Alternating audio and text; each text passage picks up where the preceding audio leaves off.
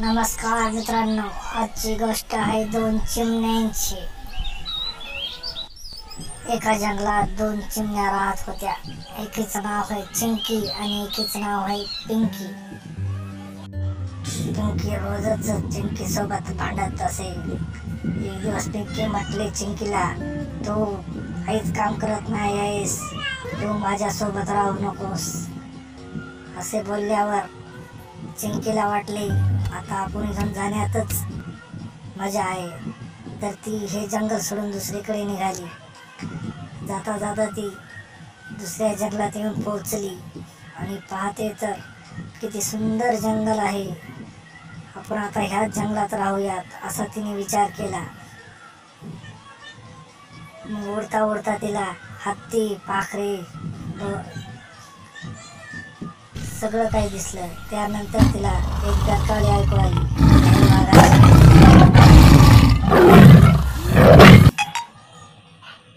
ती डरकाळी ऐकून ती घाबरली थोडी आणि जनावर इकडे तिकडे पळू लागले हे पाहू लागली ती। त्या वाघाच्या डरकाळीमुळे सगळे जनावर पळू लागले। त्यानंतर ती घाबरली आणि एका झाडावर बसून रडू लागली।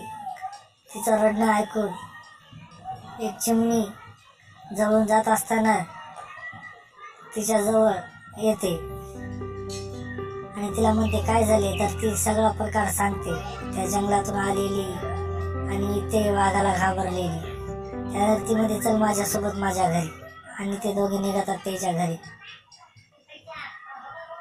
ते ओढत ओढत जात असतात।